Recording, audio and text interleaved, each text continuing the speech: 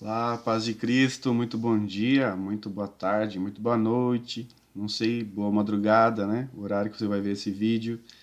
Nós continuamos aqui então o estudo da carta de Paulo aos Filipenses. Hoje vamos continuar falando mais um pouquinho sobre o capítulo 2, do versículo 5 até o 11. Eu vou ler aqui o texto para refrescar a memória de alguns mais distraídos. Então, o versículo 5 diz: Tende em vós o mesmo sentimento que houve também em Cristo Jesus, pois ele, subsistindo em forma de Deus, não julgou como usurpação o ser igual a Deus.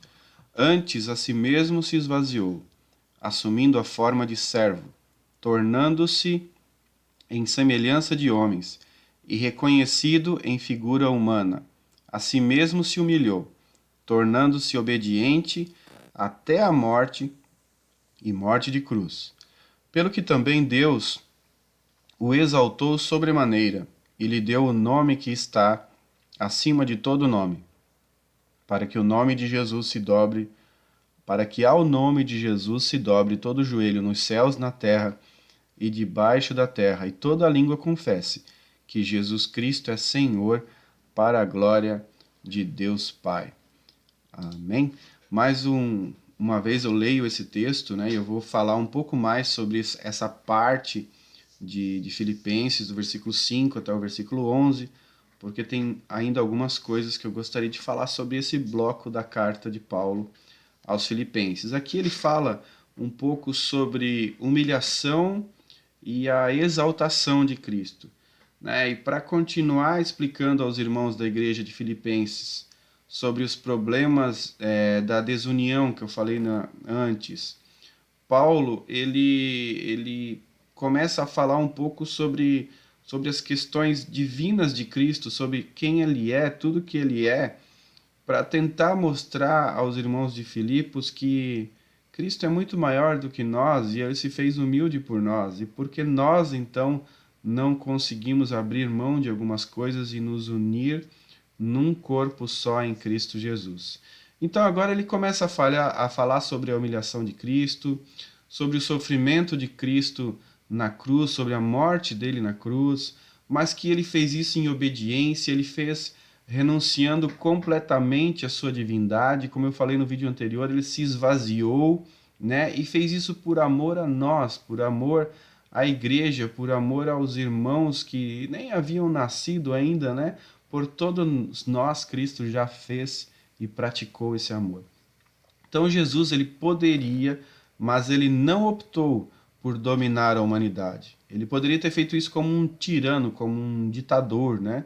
Poderia ter descido na terra como um Deus, mas ele optou por morar conosco, ele optou pela cruz, ele optou por servir toda a humanidade com seu perdão único e inexplicável. Vale a pena a gente abrir um parênteses aqui e lembrar do seguinte texto, que está lá em Mateus capítulo 23, versículo 12. Quem se exaltar será humilhado. Quem se exaltar será humilhado. E quem se humilhar será exaltado. Fica aí uma boa lembrança para todos nós. Se a humildade, a obediência e a renúncia são características da vida de Jesus Cristo, não deveriam também ser uma característica nossa, que somos seguidores de Cristos, né? Pequenos Cristos, seguidores de Cristo e pequenos Cristos, não deveria ser uma característica nossa isso? Tanto o caráter cristão quanto a unidade cristã dependem da nossa renúncia. Depois disso, Paulo começa a falar do senhorio de Cristo, né? Ele fala no versículo 9 e no versículo 10. Por isso também Deus o exaltou sobremaneira e lhe deu um nome que está acima de todo nome, para que a esse nome, ao nome de Jesus, se dobre todo o joelho, nos céus, na terra e debaixo da terra. Como consequência direta da sua total entrega, Jesus foi exaltado. Ele recebeu um novo nome, né? Um nome novo, um nome de acordo com tudo que ele fez. Nós percebemos que em alguns personagens bíblicos, o Senhor ele fez isso. de acordo com as experiências transformadoras que esses personagens viveram, vivenciaram, passaram, eles receberam um novo nome. Eu vou citar aqui apenas dois. Abrão, por exemplo, que significa pai, ou pai honrado, e ele tinha esse nome e não tinha filho, né? Então provavelmente era uma homenagem ao seu pai, mas ele tinha um nome de pai e não era pai de ninguém. Então, depois de todas as experiências que ele passou, seu nome foi convertido para Abraão, que é pai de multidões. Foi quando ele recebeu a promessa de Deus, está lá em Gênesis capítulo 17, você pode checar lá depois. Jacó, olha que nome feio, ele tinha um nome horrível, ele era chamado de enganador, né? Era o nome dele. Imagina você chamar seu filho, ô enganador, vem aqui. É um nome ruim, não é? Mas depois ele teve seu nome mudado, seu nome começou a se chamar, então Deus mudou para Israel, que é o homem que luta com Deus, ou o homem que vê Deus, né? E foi quando Deus entrou nesse novo relacionamento com Jacó. Então ele falou, não, agora eu estou me relacionando com você de outra maneira, então você agora vai se chamar Israel. Está lá em Gênesis 32. A promessa de Cristo ressuscitado, ela vale tanto a igreja de Pérgamo quanto a igreja de Filadélfia.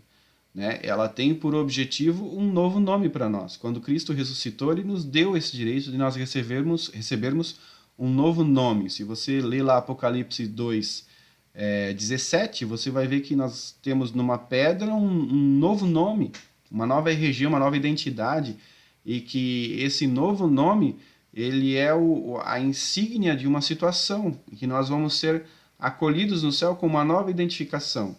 É como se fosse um novo estado para nós que somos cristãos. Nós vamos ter o nosso corpo transformado, nós vamos estar com Deus no céu e nós vamos ter então um novo crachá, uma nova identidade. E esse novo nome está escrito e nós não sabemos que nome é. E ele vai ser escrito de acordo, imagino eu, de todas as circunstâncias e experiências que nós tivemos na Terra, nós vamos ter esse novo nome. Mas aí fica a pergunta, qual é o novo nome de Cristo, então? Que nome ele recebeu? Aí a gente não pode nem afirmar se ele recebeu um outro nome. Mas eu quero imaginar que ele recebeu uma nova outorga. Agora ele é chamado de Senhor. Então eu acredito que Jesus ele não recebeu um novo nome. Eu estou brincando com esse jogo de personagens bíblicos, mas Jesus ele não recebeu um novo nome. Mas ele começou então a ser chamado pela igreja primitiva como Senhor. Né? Então Paulo ele vai construindo esse argumento ao longo do capítulo 2, né? Falando sobre o senhorio de Cristo, sobre tudo que ele é, sobre sua essência divina. E então a única conclusão que a gente pode chegar é que agora ele tem então o título de Senhor, Kyrios em grego, né? Que era como a igreja primitiva iniciou a chamá-lo de Senhor.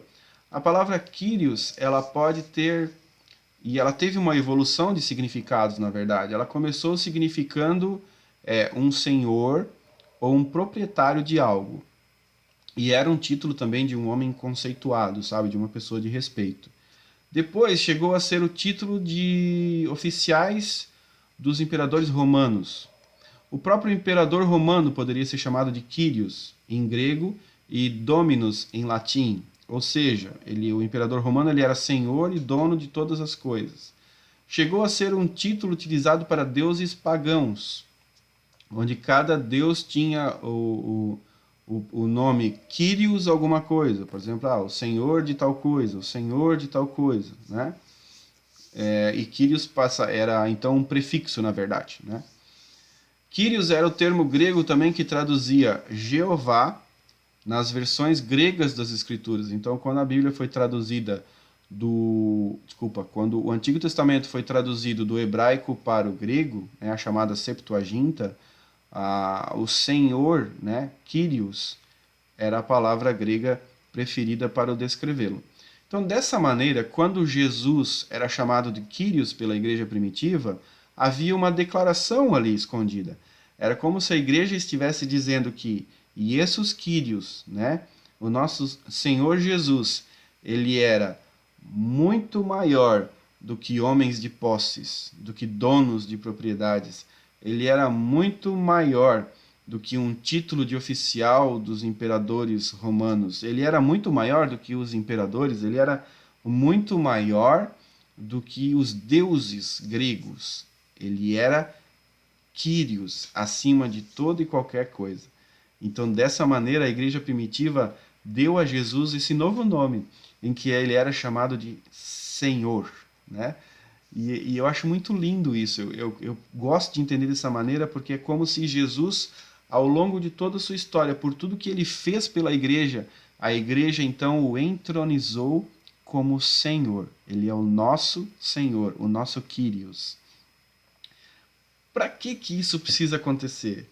Aí o versículo 11, ele encerra esse bloco dizendo o seguinte: isso acontece para que toda a língua confesse que Jesus Cristo é o Senhor, para a glória de Deus Pai. Filipenses 2:11. Esse é um dos versículos mais importantes do Novo Testamento, eu não tenho medo de errar, eu acho que eu já falei isso várias vezes aqui, mas esse é um dos, com certeza, mais importantes do Novo Testamento. Porque o sonho de Deus é que todos possam falar, né? Para que todos possam confessar que Jesus Cristo é o Senhor. Eu creio que esse é o sonho de Deus, né? Eu creio nisso. Essas palavras foram o primeiro credo da igreja cristã.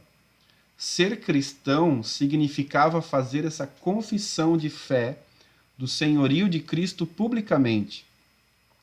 Lá em Romanos 10:9, Paulo diz: se com a sua boca você confessar Jesus como Senhor e em seu coração crer que Deus o ressuscitou dentre os mortos, você será salvo. E é interessante que Paulo faz essa divisão, essa ruptura na frase, né? Você confessa o senhorio, mas você crê nele ressuscitado. Então, olha, eu confesso publicamente que ele é o meu Senhor, mas aqui dentro eu sei que o meu Senhor ressuscitou. É lindo demais, né? Aquele que é corajoso o suficiente para confessar a Cristo como Senhor de sua vida, que está disposto a entregar-se a Ele, que está pronto para lhe dar todo o amor que esse nosso Senhor merece, ser leal a Ele, ser verdadeiramente cristão, esse é o verdadeiro cristão, aquele que pratica estas coisas. E assim nós vamos encerrar mais um bloco da carta de Paulo aos Filipenses. E vai vir um dia em que os homens, todos os homens, terão que chamar Jesus Cristo de Senhor.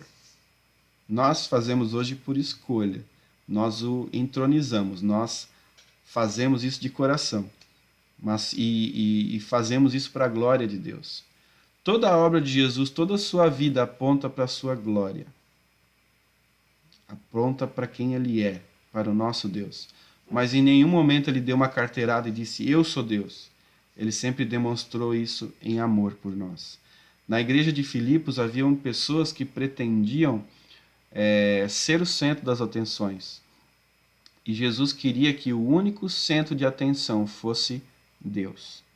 Sempre Deus, acima de toda e qualquer coisa. Assim, também, o seguidor de Cristo nunca deve pensar em si mesmo, mas sempre no próximo. Ama teu próximo como a ti mesmo.